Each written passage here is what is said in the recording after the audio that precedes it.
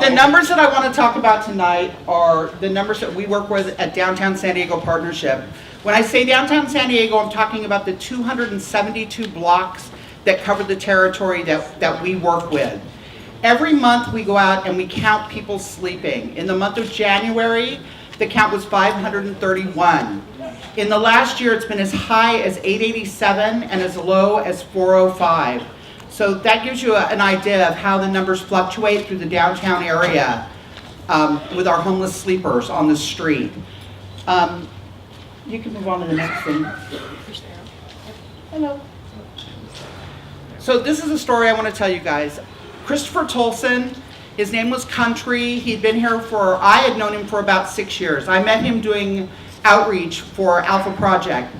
This guy, we would try to hook him up with services, we would offer him help, but he never could quite follow through with anything.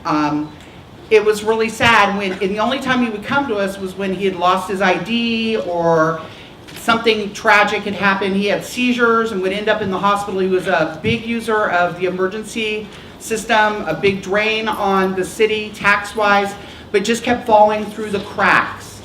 About a year and a half ago, he was attacked in a random act of violence and ended up with 14 staples in his head and was in the hospital for 5 days and lost his memory for about 2 weeks. Fast forward, in December, he came into my office and said, I can't do this anymore, I want to go home. So I asked him, who can we call in Georgia? Who can we call? And he had a hard time coming up with a number, and he wrote down a number and he said, I don't even know if this is right. We called, there was no answer, we got on the computer. About 20 minutes later, I get a call from a little old lady in Georgia, and she said, I only know one person that this could be. Is Chris in your office? And I said yes, and from that connection, she called family members. Within an hour, an aunt of his called me and said they thought he was dead. They hadn't heard from him in so long that they really thought he was dead. She got on Facebook with other family members, and within 2 weeks, we had him back in Georgia, a place to live. They hooked him up with a doctor. This is him, how he looks today. I know the picture's really dark. You wouldn't recognize him. But his family was able to connect with this loved one. He has regular medication now. He's on a housing program waiting list. He's thriving with his family. And that's all because of outreach and programs like Work Your Way Home that generous people here in San Diego fund through their dollars that they donate.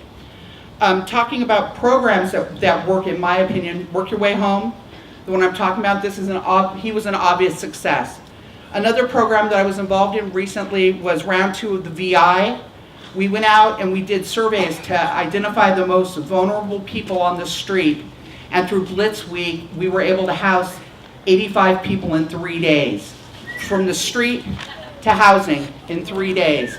It was massive to be involved in such a great effort and to see that happen.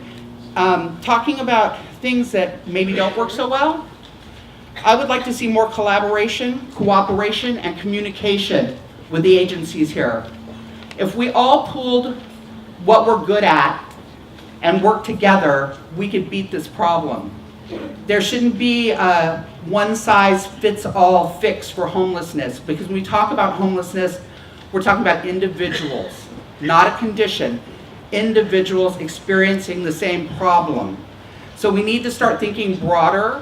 Like one person might need more triage before they move to the next step. One person might just need that step. We need to think more broadly, and we need to work with each other to make this thing happen. Thank you very much for your time.